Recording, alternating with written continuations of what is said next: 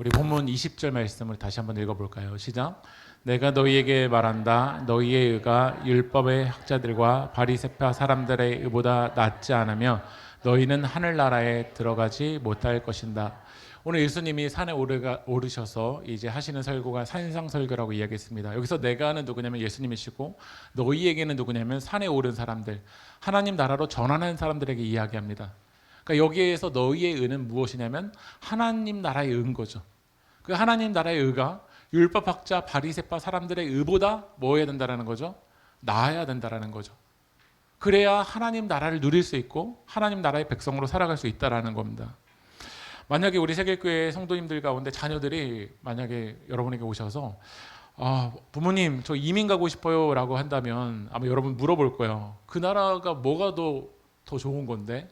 우리나라보다 뭐가 더 나은데? 라고 아마 질문할 겁니다. 우리나라가 경제적으로 어려웠을 때 많은 사람들이 독일로 이렇게 이민을 가셨던 분들이 많았어요. 왜냐하면 거기에 광산에서 이제 그 경제적인 우리나라가 너무나도 못 살 때니까 그 경제적인 의를 얻어오기 위해서 갔던 분들 많았습니다. 그리고 독일의 이제 병원들, 그 당시 전쟁들이 많았다 보니까 간호사로 갔던 분들도 많습니다. 이후에는 이제 아메리칸 드림, 그래서 막 미국으로 이민을 가고 또 캐나다로 이렇게 이민을 갔던 분들도 많습니다. 왜냐하면 거기에서 어떤 드림, 나의 꿈을 이뤄볼 수 있을 거라고 생각하면서 갔던 사람들이 있죠. 그리고 몇십 년 전에는 기러기 아버지들이 많았습니다. 그러니까 자녀들이 이제 보내는 거죠. 왜죠? 영어 때문에. 그놈의 영어 때문에 영어 때문에 이게 보내는 거죠. 그래서 이제 아버지는 여기서 일을 하고 어머니와 아이들을 어떻게 보면 기러기로 이렇게 보내는 겁니다. 그러고 나서 이제 10년, 20년이 지나왔는데 아이가 영어는 하는데 뭐가 없냐면 인성이 없는 거예요. 그리고 아버지를 몰라봐요. 그리고 가정이 완전 깨져버렸어요. 그러니까 영어 때문에 갔다고 하는데 그 의 때문에 나라를 바꿨다고 하는데 지금은 가지 않아도 해결되는 게 많습니다. 그러니까 우리나라가 이미 이제 경제적인 수준도 올라오고 우리나라에서 언어적인 교육들이 많이 되기 때문에 만약에 어떤 자녀가 이민 갈 건데요 라고 말한다면 대한민국의 그 의보다 더 나은 의가 있어야 아마 여러분들이 허락을 해주지 않을까요? 우리가 하나님을 받아들인다는 건요 나라를 바꾼 것보다 더 큰 거예요. 우리 전 세계를 바꾼 거예요. 원래 내가 중심이 되는 나라에서 하나님 중심의 나라로 바꾼 겁니다. 그렇다면 율법학자들 바리새파들은 유대인들이잖아요. 그럼 유대인들보다 우리 그리스도인, 기독교인들에게는 어떤 의가 더 나아야 되는 걸까요? 여러분은 다른 종교의 사람들보다 우리가 기독교인으로 그리스도인으로 예수 그리스도를 믿는 이로서 어떤 의가 더 좋은 걸까요? 오늘 하나님 물어보시는 거거든요. 너희는 의가 있는데 다 자기들마다 의가 있잖아요. 자기가 옳다라는 그 기준이 있거든요. 나한테는 이게 옳은 게 저 사람한테 옳지 않고 저 사람한테 옳은 게 나한테 옳지 않은 그 의가 있는데 과연 하나님 나라의 의는 이 율법학자들보다 바리새파보다 그 의가 낫어야 되지 않겠나? 이걸 물어보십니다. 말씀 읽어보겠습니다. 마태복음 5장 19절 읽어보겠습니다. 시작. 아주 작은 것 하나라도 어기고 사람들을 그렇게 가르치는 사람은 하늘나라에서 아주 작은 사람으로 일컬어질 것이요 또 누구든지 계명을 행하며 가르치는 사람은 하늘나라에서 큰 사람이라고 일컬어질 것이다. 그러니까 이 하나님 나라에서 의가 뭐냐? 하나님 나라에서 옳은 게 뭐냐? 하나님 나라에서 큰 사람은 뭐냐? 뭐라고 되어 있죠? 계명을 한번 따라해볼까? 계명을 행하며 가르치는 사람. 율법학자 바리새파들은 말씀을 너무나도 잘 가르쳤어요. 그런데 그 앞에 전제가 뭐가 빠지냐면 하나님의 말씀을 행하지는 않고 뭐만 하는 거죠? 말만 하는 거예요. 말만. 어떤 사람이 하나님 나라에서 큰 사람이냐면 작더라도 그 말씀대로 살아가려고 몸부림치면서 살아가는 사람들이 하나님 나라에서 어떤 사람이냐면 바로 큰 사람들인 줄 믿습니다. 여러분 삶이 삭제된 언어는요 공허한 울림이에요. 삶이 삭제된 언어는 공허한 울림으로 끝나버려요. 하나님 나라에서 작은 거는요 성경의 지식이 없어서가 아니에요. 지금도 여러분들이 마음만 먹으면 유튜브에서 수많은 지식들을 얻을 수 있습니다. 성경 박사가 될 수 있는 그런 컨텐츠들은 이미 많아요. 근데 우리에게 문제는 무엇이냐면 말씀을 듣긴 하지만 머리로만 끝나는 거예요. 우리 세계교회 소그룹 이름을 뭐라고 하냐면 말씀과 삶이라고요. 말씀은 말씀이고 삶은 삶이 아니라 말씀과 삶이 연결될 때 하나님 나라에서 큰 사람들인 줄 믿습니다. 저는 2026년부터 설교가 부쩍 어려웠습니다. 왜 그러냐면 매주 제 설교를 듣는 청중 중에 한 명이 갑자기 생기기 시작했는데 그게 누구냐면 저희 딸이었거든요. 저희 딸이 이제 6학년에서 중학교 올라오면서 저에게 금지령을 내렸습니다. 뭐냐면 설교 때 내 이야기 하지 마라. 예, 그래서 이제 2026년부터는 저희 설교에서 하이 이야기는 할 수가 없습니다. 처음에는 제가 하이 이야기를 하지 못해서 힘든 줄 알았는데 진짜 힘든 이유는 그게 아니었어요. 딸 앞에서 설교를 하기 전에 제가 그 설교한 대로 먼저 살아야 되었기 때문에. 만약에 제가 삶은 그렇게 살지 않으면서 강단에서 하고 있다면 저의 삶을 여러분들보다, 여러분은 일주일에 저를 한 번 보지만 저희 아내나 저희 딸은 매일 보거든요. 그러니까 누가 장애물이 될 수 있냐면 하나님의 말씀을 가르치긴 하지만 그 앞에 계명을 행하며가 없는 사람들이 뭐가 될 수 있냐면 장애물이 될 수 있는 거예요. 그럼 개가 어떻게 걷죠? 예, 개. 그 개 말고 개가 옆으로 걷습니다. 개가. 예. 그러면서 자녀에게 말하는 거예요. 앞으로 걸으라는 거, 앞으로. 자기는 왼쪽을 계속 옆으로 걸으면서 자녀들한테 이야기하는 거예요. 똑바로 걸어라. 자녀가 부는 건 말일까요? 삶일까요? 삶이죠. 우리 세계교회 성도님도 저와 마찬가지로 자녀와 오늘 이제 함께 예배를 드리고 자녀와 신앙생활하고 자녀와 같이 말씀과 삶을 할 때 참 힘든 거를 저도 공감합니다. 근데 어찌 보면 하나님이 같이 신앙생활하는 건 기회일 수도 있어요. 우리 부모님이 하나님의 말씀을 가르치기만 하는 게 아니라 앞에 뭐였죠? 계명을 어떻게 행하고 있는지. 왼쪽으로 가라고 왼쪽으로 움직이면서 앞으로 가라고 말만 하는 게 아니라 앞으로 걸으면서 너도 앞으로 걸어야 된다라고 말하는 거. 그게 하나님 나라에서 큰 사람들이에요. 우리 부모님들에게 물어보면 다 이야기하겠고요. 자녀들이 하나님 중심으로 가기 원하시죠? 교회에서 신앙생활 열심히 하기 원하시죠? 그러면 우리가 말하기 전에 교회에서 있는 은혜의 장을 여러분들이 가장 먼저 앞장서야 돼요. 내가 뒤처지는 모습을 보이면서 하나님 말씀대로 순종하는 모습을 보이지 않으면서 우리 아이만 뭐 교회에서 뭐 할 때, 뭐 선교할 때, 수련회 할 때, 어떤 거 말씀과 삶할 때 가장 먼저 앞서길 원한다? 이건 아니에요. 하나님이 여러분에게 주신 기회는 뭐냐면 내가 먼저 앞장서야 돼요. 우리 세계교회에도 기획위원회가 있잖아요. 이 기획위원회가 결정하는 것만큼 더 힘든 게 뭐냐면요. 우리 교회에서 가장 먼저 앞에서 보여주는 거예요. 어떤 일을 한다? 가장 앞에서 보여주는 거예요. 그러지 않고 가르치기만 한다? 이건 하나님 나라에서 큰 게 아니에요. 예수님이 오늘 뭐라고 말씀하시냐면 이렇게 말씀하시거든요. 말씀 읽어볼게요. 마태복음 5장 18절 읽어보겠습니다. 시작.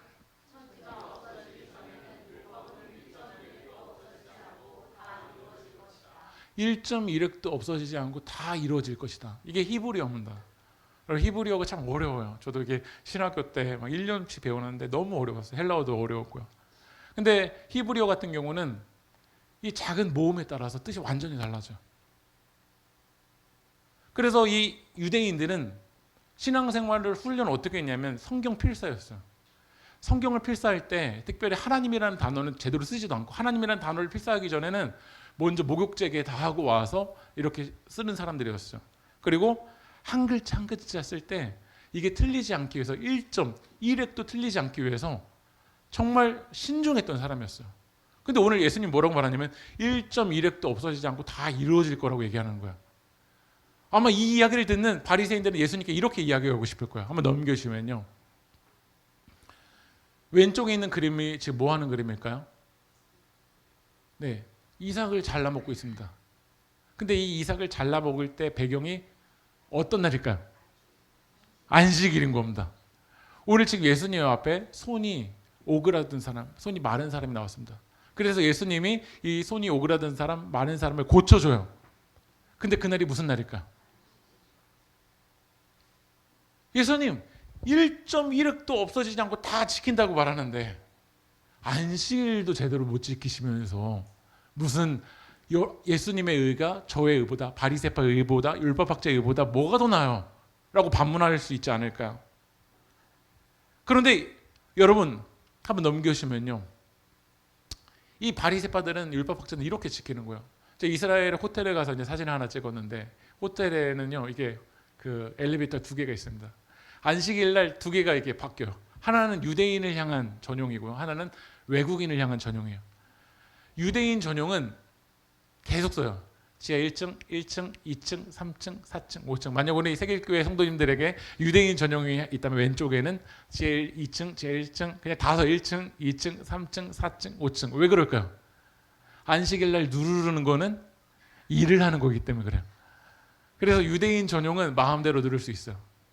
근데 가끔 약삭빠른 유대인들이 외국인 전용에 타요. 그러면서 3층, 3층. 그러면 이제 자기가 누르진 않고 3층 한 거예요. 예. 그러고 타버린 거예요. 그러면서 안식일을 지켰다라고 생각하는 사람들이 있습니다. 여러분, 언어에는 뭐가 있냐면 형식이 있지만 그 형식 안에 뭐가 담기죠? 정신이, 내용이 담깁니다. 안식일을 지켜라. 근데 예수님께서 이 선만 지키라, 이 형식 안에만 머무르라는 것이 아니라 안식일의 주인이신 예수 그리스도를 통해서 안식일 날 진정한 안식하고 회복되고 생명을 얻기를 하나님 원하시는 줄 믿습니다. 그런데 이들에게는 안식일만 지켰다라는 것이 무엇이 되어 있냐면 의가 되어 있는 거예요. 말씀 읽어볼게요. 마태복음 5장 17절 읽어볼까요? 시작. 폐하러 온 것이 아니라 완성하라. 여러분, 율법이, 하나님의 말씀이 완성되려면요, 형식 안에 뭐가 담겨야 되냐면 하나님의 정신이, 하나님의 사랑이, 하나님의 방향이 담겨야 됩니다. 그것이 담겨질 때 하나님의 말씀이 완성되는 거야. 오늘 주일 성수가 여러분들이 11시부터 12시까지 그 시간을 지켰다라는 것은 형식을 지킨 거고, 이 형식 안에 하나님의 마음이, 중심이 있는 예배가 아니라 하나님을 향한 사랑이 담겨질 때 완성되는 줄 믿습니다. 오늘 예수님께서 우리 가운데 원하시는 건 그거예요.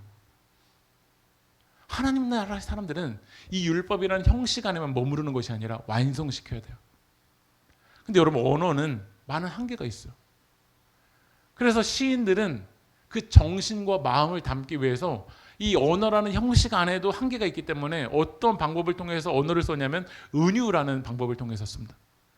제가 만약에 김동명 시인의 시를 인용해서 여러분, 제 마음은 호수예요 라고 말한다면 오늘 제 마음이 호수기 때문에 제 마음, 제 가슴으로 막 오늘 수용하겠다고 빠지시는 분이 없으시잖아요. 근데 내 마음은 호수예요 라는 그 문자에만 갇혀버리면요, 그 문자주의에 갇혀버리면 실제로 빠져버리는 사람들이 있다라는 거야. 우리는 하나님의 말씀을 매일 뭐 하냐면 손으로 필사입니까? 손으로 묵상입니까? 묵상합니다. 왜죠?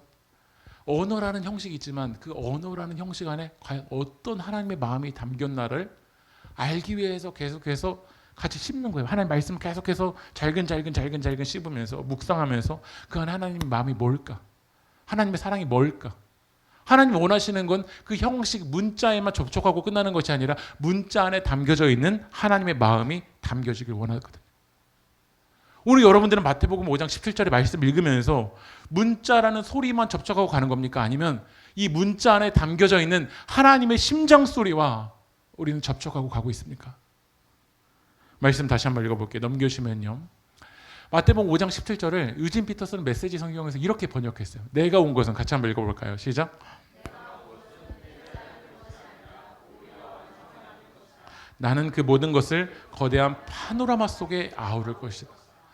그래서 하나님의 말씀에 완성되는 삶을 살아가는 사람들은요, 이 하나님의 말씀이 어떤 파노라마 속에 서 있지? 근데 그게 아니라 손으로 묵상할 때 이 맥락을 보지 않고 딱 그 문자 안에 갇힌 사람들은 하나님의 파노라마를 보지 않는 거야.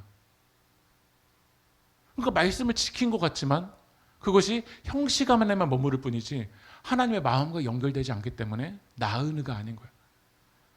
하나님의 의는 뭐냐면 하나님의 정신과 하나님의 마음과 하나님의 심장 소리와 연결되는 겁니다. 여러분 믿으십니까?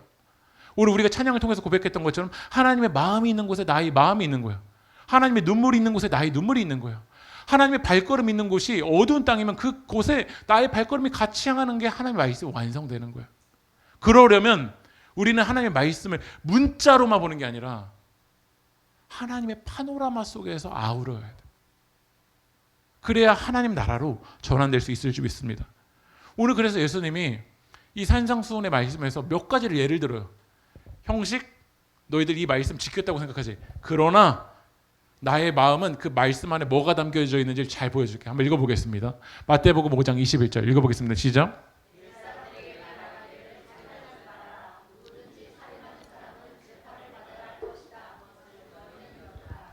혹시 세길교회 성도님들 중에 이번 주에 저 사실 살인하고 왔습니다. 저 이번 주에 살인하고 왔습니다라고 하면 아마 안 왔을 겁니다. 아마 우리는 나는 살인 안 했어. 나는 오라. 나는 의로워. 라고 말하면서 우리는 이 문자만 보면 의로운 사람이 될 겁니다. 바리새파 서기관들 그랬거든요. 나는 살인하지 않았어. 나는 안식일을 선을 넘지 않았어. 그런데 주님이 살인하지 말아라 라는 것에 진짜 담겨져 있는 하나님의 마음은 뭐라고 말씀하시는지 읽어볼게요. 22절 읽어볼까요? 시작. 자기 형제나 자매에게 성내는 사람은 누구나 심판을 받는다. 자기 형제나 자매에게 얼간이라고 말하는 사람은 누구나 공회에 불려갈 것이요 또 바보라고 말하는 사람은 지옥불 속에 던져질 것이다. 우리가 육체적인 살인을 하지 않았지만요, 성내, 막 화를 내요.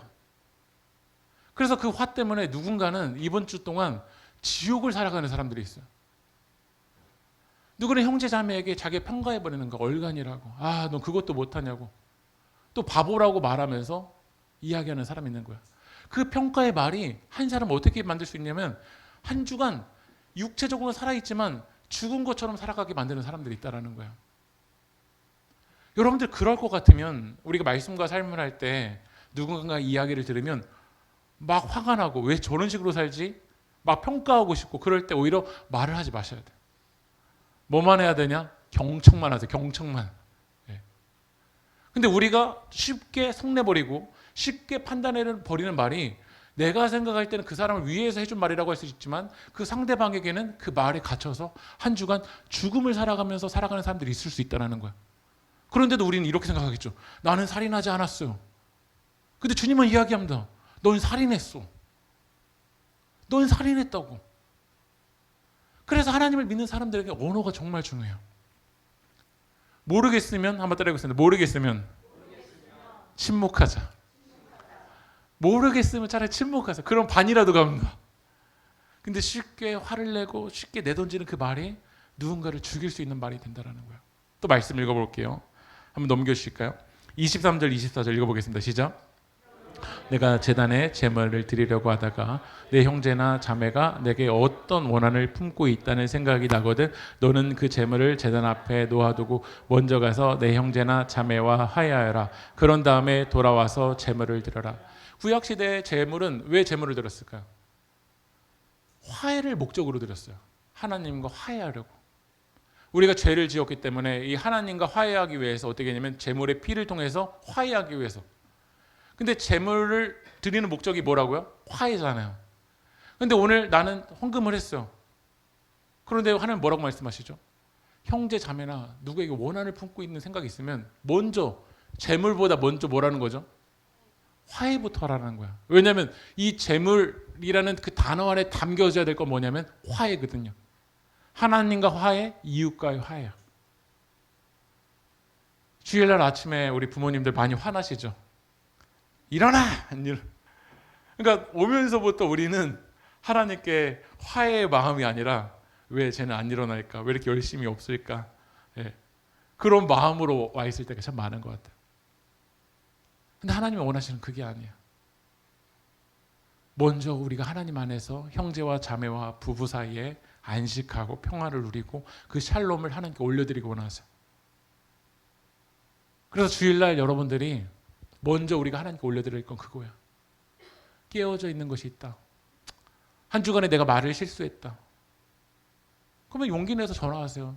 내가 지난주에 그렇게 실수했었다. 오히려 그 마음을 하나님이 더 기뻐 받아주실 줄 믿습니다. 진짜 드려야 될 건 재물이라는 건 형식이고 형식 안에 담겨져야 될 건 뭐죠? 화해. 또 말씀 읽어볼게요. 마태복음 5장 27절부터 28절 읽어볼까요? 시작. 하고 말한 것을 너희는 들었다. 그러나 나는 너희에게 말했다. 여자를 보고 음욕을 품는 사람은 이미 마음으로 그 여자를 범하였다. 저 간음 안 했는데요. 저 이번 주 포르노 안 봤는데요. 간음하고 있으신 분이 있다면 진짜 끊으십시오. 포르노에 지금 막 계속해서 몰래 들어가고 있는 분이 있다면 이제 끊으셔야 됩니다. 근데 하나님이 더 터뜨리는 건 뭐죠? 저 다른 여자 안 만났는데. 근데 먼저 마음 가운데 음욕을 품고 있어요. 그러면 그 마음 때문에 일이 일어나거든요. 그럼 그게 간음한 거다라고 주님 말씀하세요. 근데 우리는 마음은 안 보이니까, 내 속은 안 보이니까 나는 간음하지 않았어 라고 의롭게 온다라는 거죠. 오늘 우리는 하나님 앞에 나아갈 때 진정한 예배, 그건 뭐냐면 여러분의 마음이 변화되는 겁니다. 여러분의 마음의 동기를 하나님 앞에 올려드리는 예배를 하나님 기뻐 받으시는 줄 믿습니다. 신앙생활은 거칠을 잘하는 법을 배우는 거 아니에요. 이 거칠이라는 건 세계교회에서도 눈칫밥 보면 예배는 이렇게 드리는 거구나, 말씀 가시면 이렇게 하는 거구나, 뭐 하는 거구나, 눈칫밥 먹으면 할 수 있어요. 하나님이 여러분 가운데 원하는 건 눈칫밥이 아니에요. 마음이에요. 하나님께 진정한 마음이에요. 마태복음 5장 17절 읽어볼까요? 시작. 율법들의 말을 폐하러 온 줄로 생각하지 말아라. 폐하러 온 것이 아니라 완성하러 왔다. 율법, 말씀, 문자. 이 문자주의, 율법주의가 아니라 하나님이 완성시키는 건 무엇이냐면 그 율법 안에, 말씀 안에 하나님 마음이 담기는 거예요. 그래서 미가 선지자도 고민을 했어요. 말씀 읽어볼까요? 미가 6장 6절 읽어보겠습니다. 시작. 나아갈 때 높으신 하나님께 예배를 드릴 때 무엇을 가지고 가야 합니까? 번제물로 바칠 1년 된 송아지를 가지고 가면 됩니까? 오늘 제물, 하나님께 뭘 드려야 기뻐 받으실까? 이걸까? 오늘 하나님 앞에 올 때 이 옷 입고 오면 하나님 기뻐 받으실까? 근데 미가서 6장 8절로 넘어가 볼게요. 읽어보겠습니다. 시작. 너 사람아, 무엇이 착한 일인지를 주님께서 이미 말씀하셨다. 주님께서 너에게 요구하는 것이 무엇인지도 이미 말씀하셨다. 오로지 공의를 실천하며 인자를 사랑하며 겸손히 내 하나님과 함께 행하는 것이 아니냐. 하나님이 여러분의 재물 안에 담겨지기 원하는 건 하나님의 공의, 인자, 사랑, 겸손히 하나님과 동행하는 그 마음을 여러분의 시간 안에, 물질 안에, 삶 안에 담아서 하나님께 올려드리기를 하나님 받으시기 원하신다는 거예요. 문자주의에 빠진 사람은 그 문자라는 그 벽 안에 갇혀서 진짜 담겨져야 될 하나님의 마음을 잃어버립니다. 이사야 58장 6절도 읽어볼까요? 시작. 내가 기뻐하는 금식은 부당한 결박을 풀어주는 것, 멍에의 줄을 끌어주는 것, 압제받는 사람을 놓아주는 것, 모든 멍에를 꺾어버리는 것, 바로 이런 것들이 아니냐. 여러분, 금식한다고 하는데 금식하면서 더 내 의에 갇혀서 사람들을 평가하고 있다면 차라리 음식 먹으세요.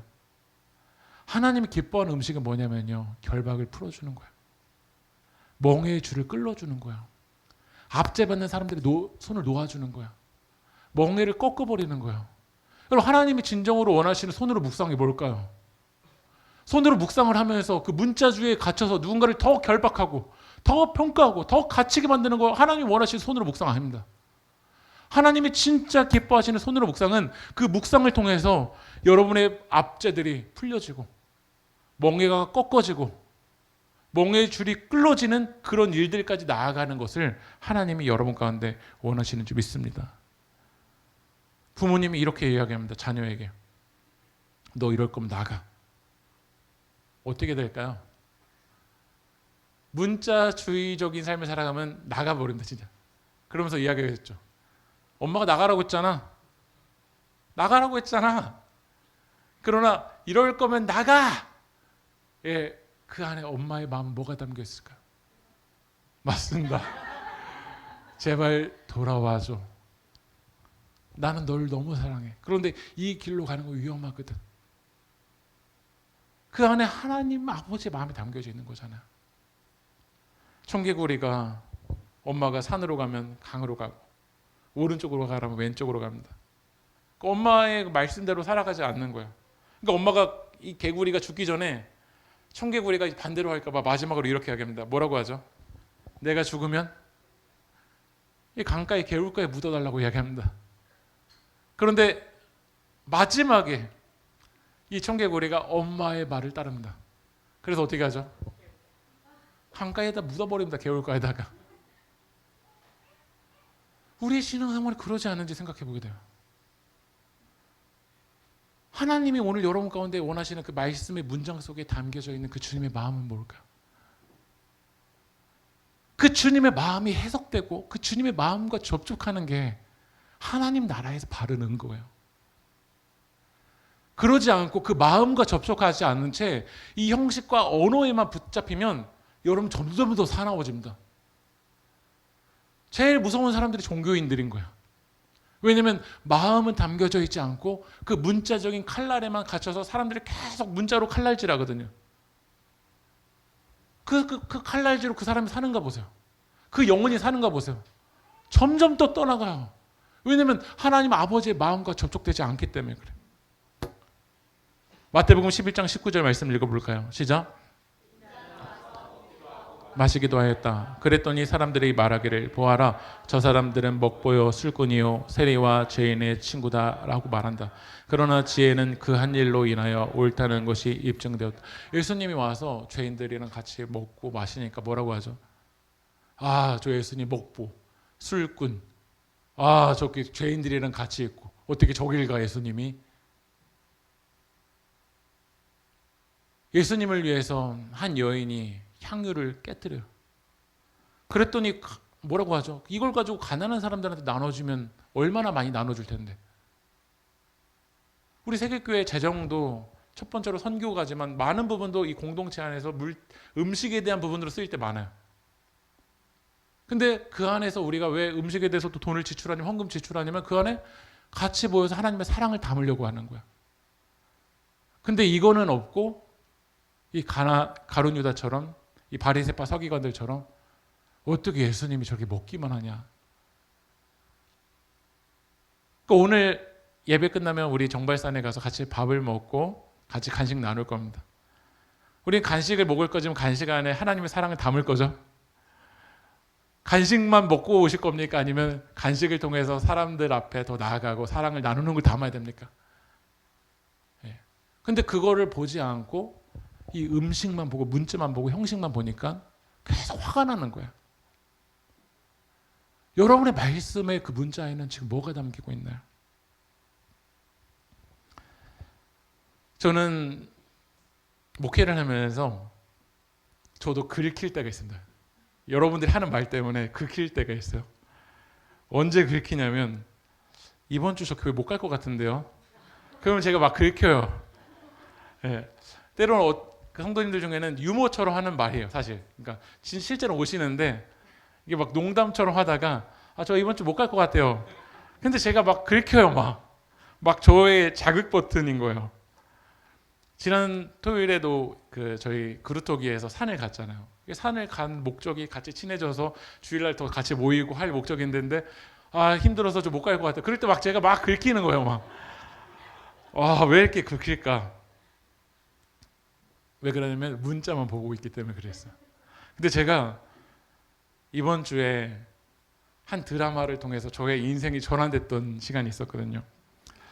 모두가 자신의 무가치함과 싸우고 있다라는 드라마에서 한번 넘겨주신 변은하라는 인물이 나타납니다. 어릴 때 어머니가 이 변은하를 버리고 나가버렸어요.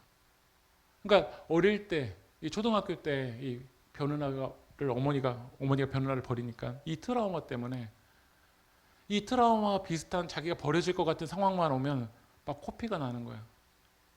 그때 이 변은하가 시계를 찾는데 그게 감정워치였어요. 감정워치에 딱 단어가 뭐 뜨냐면 알 수 없는 이라는 단어가 떠요. 알 수 없음. 그래서 상담사가 물어봐요. 알 수 없음이라는 단어가 감정의 단어가 뜨는데 이거를 어떻게 말하고 싶냐라고 말했더니 변은하는 이렇게 얘기했어요. 자폭하고 싶어. 자폭해버리고 싶어. 근데 이 자폭하고 싶은이라는 단어와 같은 감정을 느끼는 이 드라마에서 황동만이 나옵니다. 황동만에게도 알 수 없음이라는 그 감정어치가 뜨는데 황동만이 이 자폭하고 싶은은 이렇게 들린다는 거예요. 넘겨주시면요. 도와줘. 도와달라는 거예요. 도와줘. 도와달라는 거예요.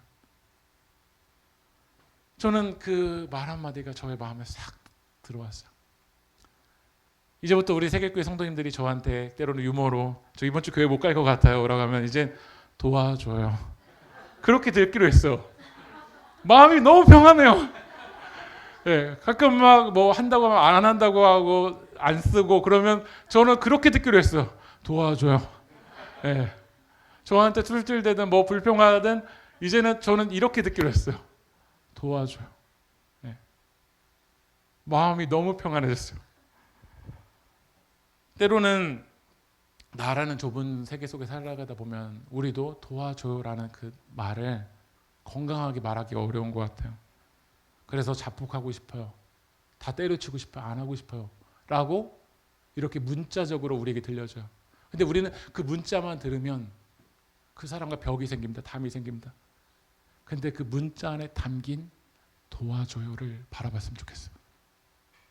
다시 말하면 하나님도 그 문자 안에 담겨져 있는 영혼을 향한 사랑을 삶으로 해석하셨잖아요. 우리는 불평하고 원망하지만 우리 안에 진짜 하나님 도와줘요 라는 그것을 하나님이 해석하셨기 때문에 인간의 몸을 입고 우리 가운데 오시지 않았습니까? 예수님이 우리를 바라보실 때 진짜 영혼이 도와줘야 된다, 예수 그리스도를 통해서 살아나야 된다라고 해석했기 때문에 주님은 인간의 몸을 입고 우리 가운데 오셔서 사랑으로 해석하셨잖아요.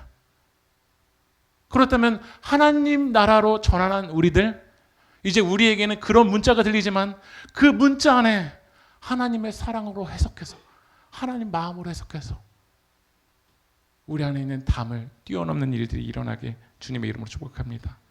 우리 하나님 아버지의 마음, 우리 하나님께 찬양하며 나아갑시다.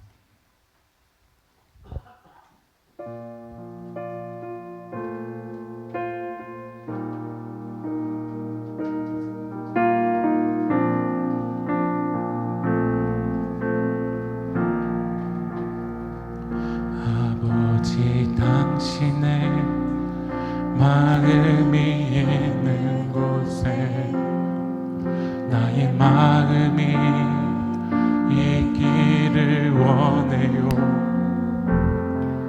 아버지, 당신의 눈물이 고인 곳에 나의 눈물이 고이길 원해요. 아버지, 당신이 바라보는 영혼에게 나의 두 눈이 향하길 원해요. 아버지, 당신이 울고 있는 어두운 땅에 나의 두 발이 향하길 원해요. 나의 마음이 아버지의 마음 알아. 내 모든 뜻 아버지의 뜻이 될 수 있기를. 나의 온몸이 아버지의 마음 알아. 내 모든 삶 당신의 삶, 나의 마음이 아버지의 마음 알아. 나의 마음이 아버지의 마음 알아. 내 모든 뜻 아버지의 뜻이 될 수 있기를. 나의 온몸이 아버지의 마음 알아. 내 모든 삶 당신의 삶 되기를. 우리 잘 기도합시다. 우리도 때로는 하나님의 말씀이 이럴 거면 나가라고 그 문자만 들려질 때가 있습니다. 그러나 그 문자 안에 담겨져 있는 하나님의 마음은 제발 돌아와, 내가 널 사랑한다라고 주님 말씀하십니다. 오늘 우리에게는 그 문자적인 소리만 들리지만 어느 순간 그 문자 안에 담겨져 있는 하나님의 마음을 잃어버릴 때가 많은 것 같습니다. 오늘 이 시간 우리 함께 기도할 때 하나님, 문자 안에 갇혀져 있는, 문자 안에 담겨져 있는 하나님의 마음을 볼 수 있게 달라 기도합시다. 그 하나님의 마음이 우리 가운데 있기에 우리가 타인을 볼 때, 이웃을 볼 때, 우리 가족 안에 같이 우리 식구들을 볼 때 문자 안에 담겨져 있는 그 마음을 바라볼 수 있게 달라 기도합시다. 그래서 우리 세계교회가 하나님의 사랑으로 담을 뛰어넘는 공동체가 될 수 있게 달라고, 오늘 하나님의 말씀을 통해서 진정한 하나님의 말씀의 완성이 우리 가운데 이루어질 수 있게 해달라고 우리 진짜 주님의 이름 한번 부르고 통성으로 기도하겠습니다. 주여, 주여 아버지 하나님, 우리에게 그 주님의 마음이 필요합니다. 아버지 하나님, 하나님의 마음이 우리 가운데 있기를 원합니다. 아버지 눈물이 있는 곳에 우리 눈물이 있기를 원합니다. 그 주님의 마음을 알아서 하나님 아버지의 뜻이 우리의 뜻이 될 수 있기를 소망합니다. 우리들이 하나님 나라의 자녀로서 이 문자 안에만 갇힌 자가 아니라 문자 안에 담겨져 있는 그 하나님의 마음과 하나님의 정신을 회복할 수 있기 원합니다. 아버지 하나님, 우리에게는 문자적인 것만 보여지지만 그 안에 어떤 마음이 있는지, 어떤 사랑을 우리가 봐야 되는지 주님 우리의 삶을 주여 회복하여 주시옵소서. 주님 우리의 마음을 하나님께서 붙잡아 주셔서 하나님 아버지의 마음으로 우리가 바라볼 수 있게 하여 주십시고 하나님 아버지의 마음으로 나아갈 수 있게 하여 주시옵소서. 어떤 문자 안에 갇힌 아버지는 율법주의자와 문자주의가 되는 것을 주님 넘어가게 하여 주시옵소서. 그 문자를 넘어 하나님의 마음으로 우리가 자유해질 수 있게 원합니다. 하나님의 마음을 우리 가운데 주십시오. 하나님의 마음으로 아버지 하나님 우리가 타인을 사랑할 수 있는 마음을 주님 우리 가운데 허락하여 주시옵소서. 주님 우리에게 주님의 마음이 필요합니다. 아버지의 마음을 우리 가운데 허락하여 주시옵소서. 주님 아버지 하나님